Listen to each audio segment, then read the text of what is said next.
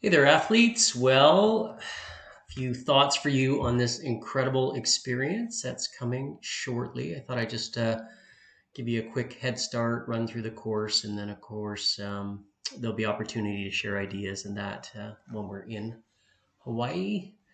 So let's just start with the swim and race morning.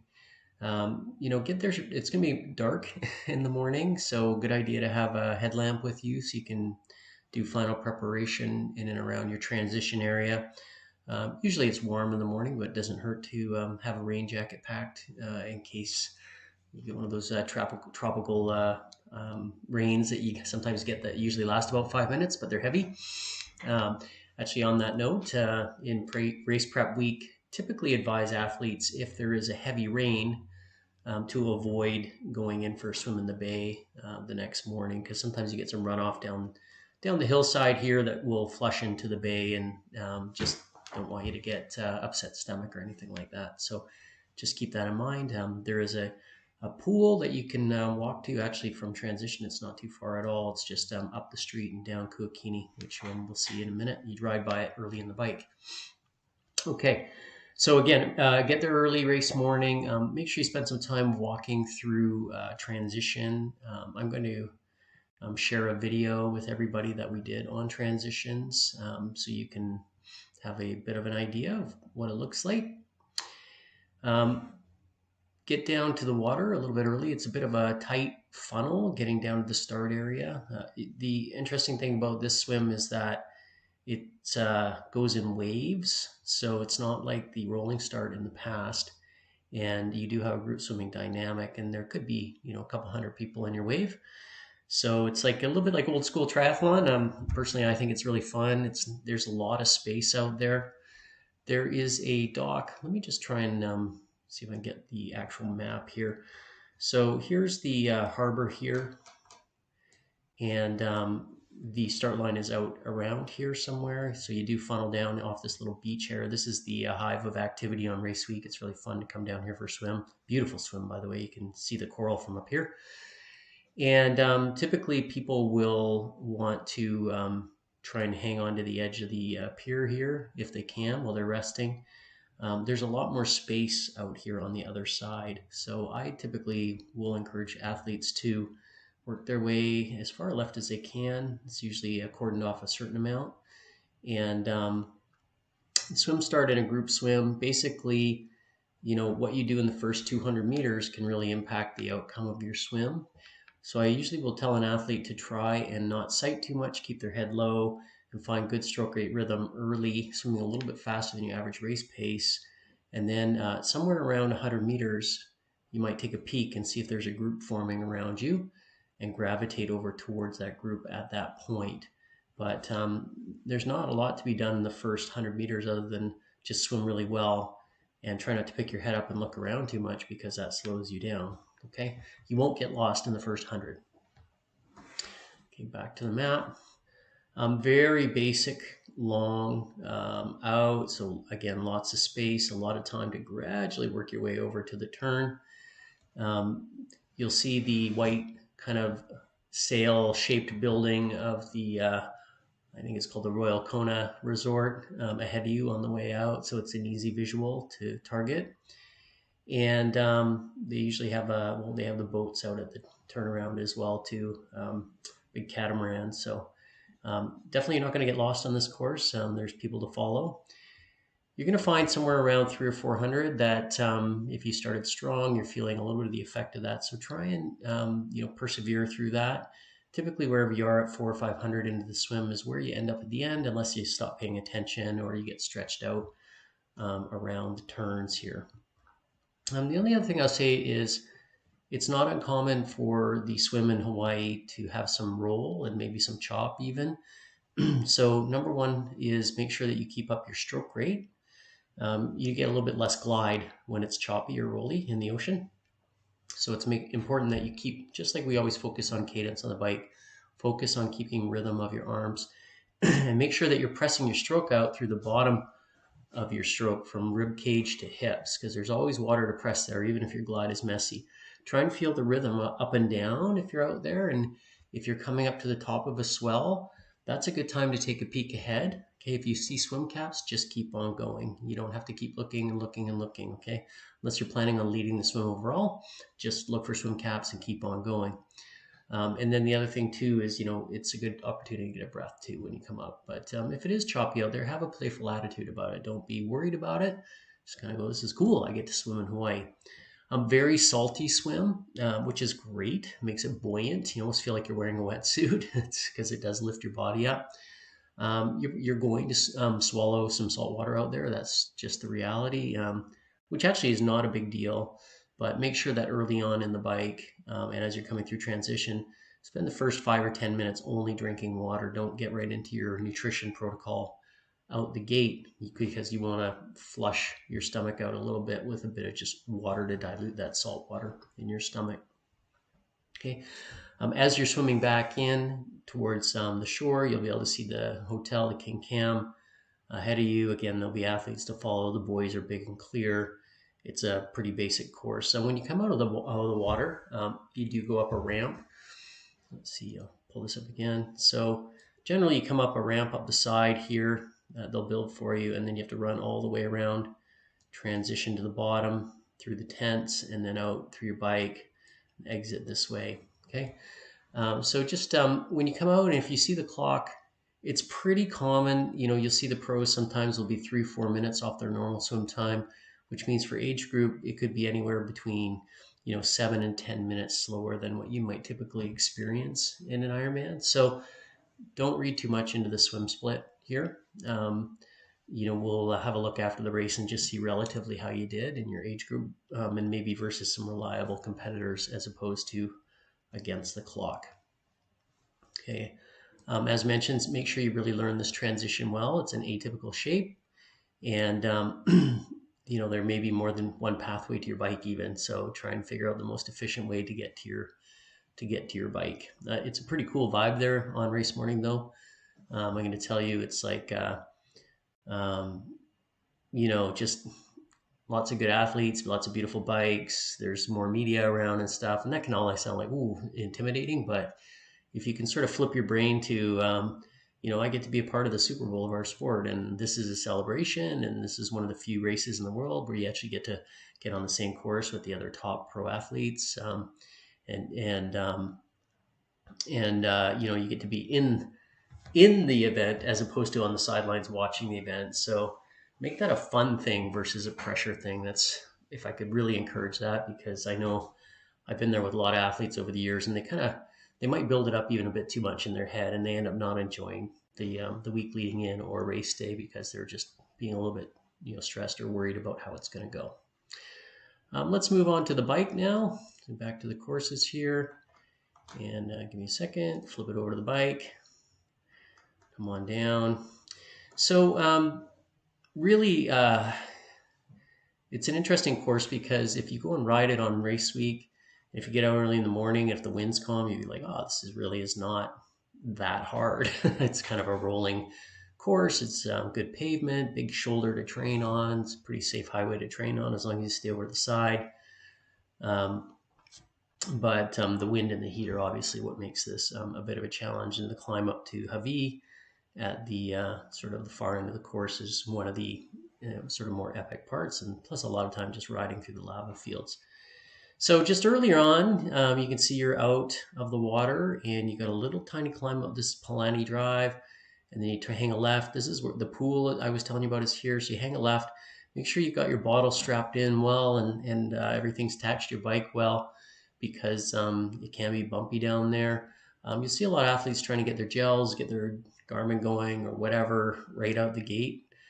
So my encouragement to you would be, really just be heads up and aware through here, and don't monkey around with any equipment early on, because there are a lot of people who are just not paying attention. There's gonna be a ton of people like cheering around here, which is super fun. You work your way out and a little climb up the highway, come back, and then you come screaming down Palani. This is a big steep downhill. Again, really fun. I believe it's a no pass zone with a pretty sharp corner at the bottom. So again, just enjoy being in the vibe here. Long gradual false flat out, Kukini, and gradual false flat down, coming back.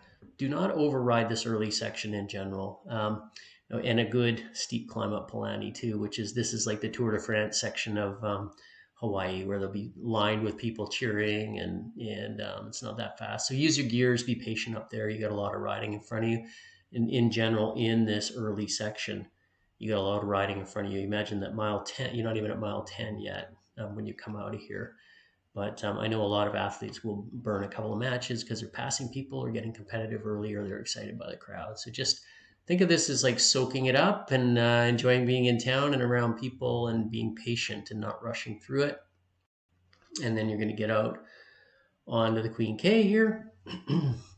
And what I'm going to tell you is it's really good for you to kind of learn the highway and learn some of the landmarks along the way.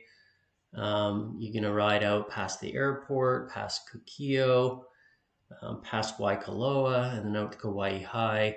It's great to have segments because it is just rolling and lots of lava. And it can be a little bit like, kind of fun at first, and then a little bit like, oh, how much further? Usually early in the morning, the wind's not so bad. You get it usually coming back more, typically. So definitely, if you start hitting some of those gusts of wind, it makes those rollers feel a little bit more like hills. So I'm just going to encourage you to really, really try and be relaxed and playful in the wind, and then really use your gears well. Try and be receptive to keeping that cadence and power even if you're going through gusts. And if you get into a steady stretch, think about riding the trainer, where you're just being patient and holding your power. You're not battling your bike. You're just trying to be patient and holding your power. Okay. So down through Kauai High, and then you get into the sort of the famous climb up to Hawaii. Okay, so here's a little bit of a bird's eye view of satellite. Starting in town, for some reason it's highlighting the gas station. So here we are in Kona. You're going to come up Palani, head out the highway here. Out past, here's the airport. Oh no, I'm sorry, we're not even at the airport yet. Costco, airport. Here's Kukio. It's like a little gated neighborhood out here. You'll see signs. You'll see a sign for donkey crossing. Watch for the donkeys crossing. That's a famous thing on this course. And then you work your way out to Waikoloa Village, which is like another sort of resort. Nice place to visit, by the way, if you have a day. So you're going to usually, that's about 25 miles, 40 kilometers out of town, but you got a little bit of tiki touring through town. So you might be at about the 30-mile mark. And then you get to Kauai High. That's sort of this turn off the highway. That's kind of like one of the classic markers. You're coming off that Highway 19, Queen K Highway, hanging a lefty. And as you come out here, you start to be able to see out to the ocean. And usually if you can see whitecaps, you know it's going to be windier out there. So you can keep an eye on that. And what you're going to see, basically, as you're riding out, it's a beautiful stretch of road, by the way. But the wind typically comes down off the hillside and out towards the ocean. So you do get side winds. If you go out there for training and you can only ride on the shoulder, it's a good shoulder, but it's a little bit tighter because you might get blown around a bit. So just be prepared for that if you're doing a prep ride. Of course, on race day, you got the whole road, so it's just a different experience. One thing you'll see as you're riding out here, I don't know if I can grab one, but the highway is kind of cut into the hillside.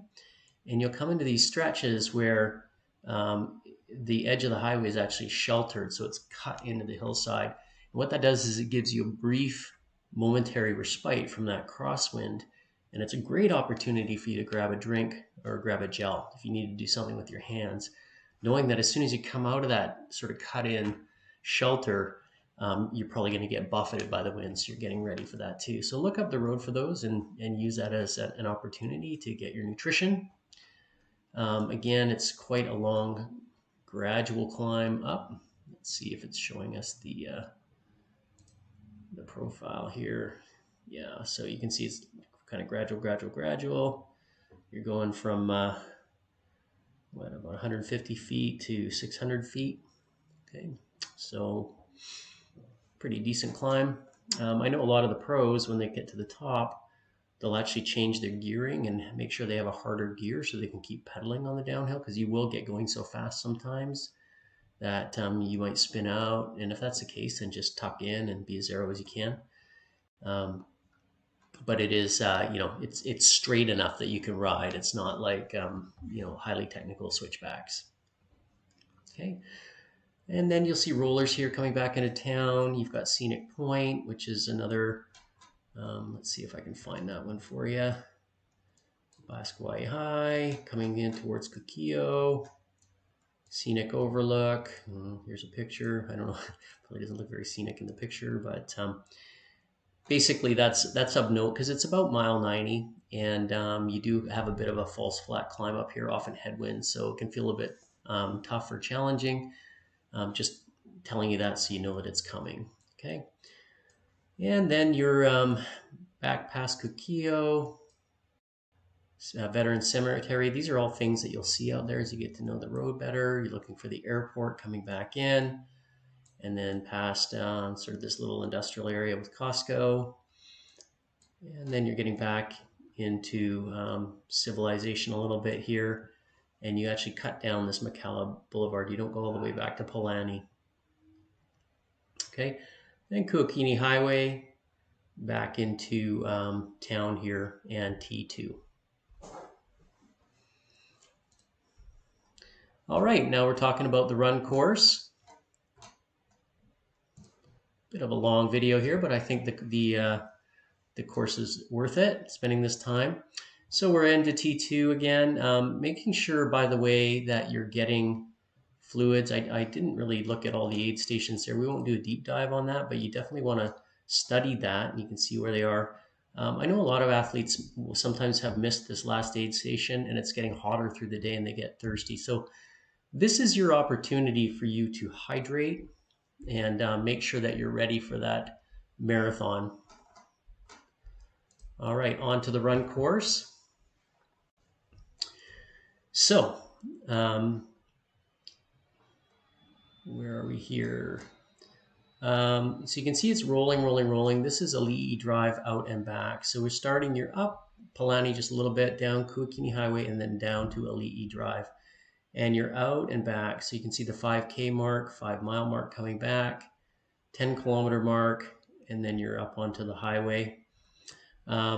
So this is interesting. This can be actually the hottest part of the run, and people think, oh, down by the ocean, it's not so bad, but the heat sort of tends to sit there.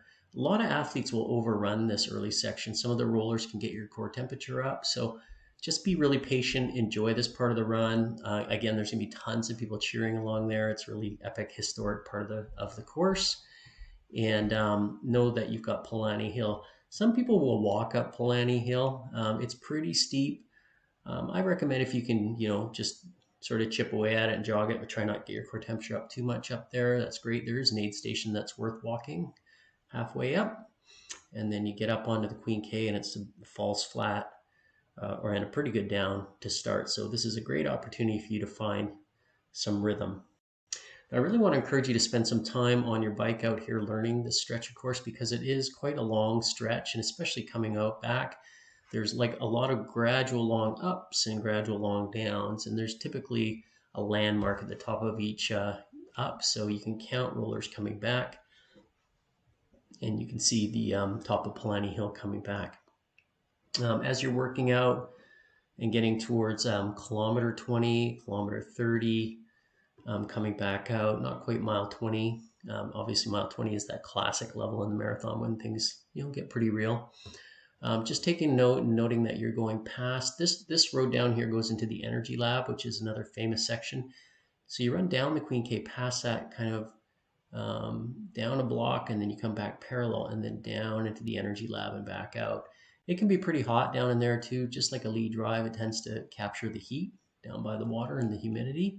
So be prepared for that. Be really patient running back up and out as well. It's a bit of a climb back out. You can see they've even done a little bit of a distance grab U-turn, and then you head back out this parallel road.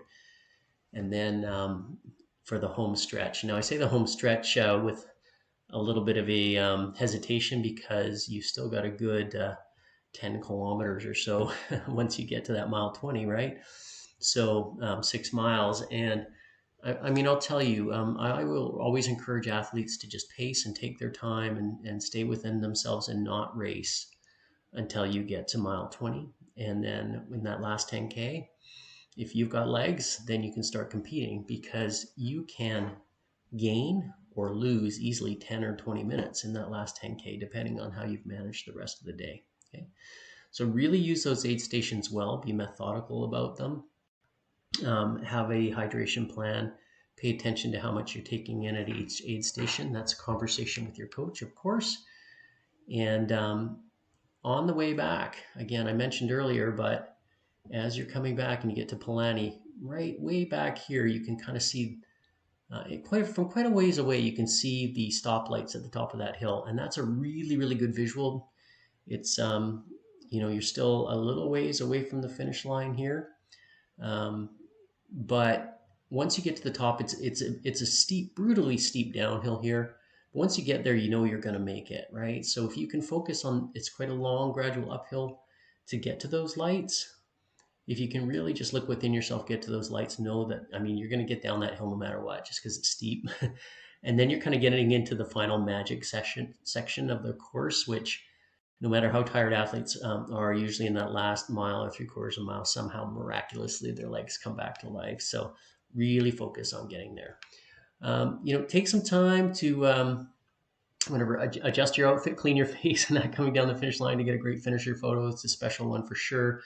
And you will be just blown away by the level of cheering as you come down the end as well. So make sure you really smell the roses in that last mile, no matter how you're feeling. It definitely is a special kind of postcard moment in our sport and in your competitive experience, and maybe even in your life. So really want you to enjoy it. Overall, just spend some time before you get there thinking about the race environment. You're going to have more people there that are maybe pumped up, more people that are more nervous and tense or whatever. You're going to see a lot of good athletes in town. So think about how you want to handle yourself going into that environment, being your own best self, having strategies for maybe refocusing, regrouping, and staying calm. Try and not be on your feet too much in the last few days before the race, and embrace being in the warmth and the heat. Maybe make sure you do a little bit of a protocol before you get there. Okay, so that's about it for me for now. I'm sure you'll have more questions, but I think this is a pretty good overview. So we will see you on the Big Island.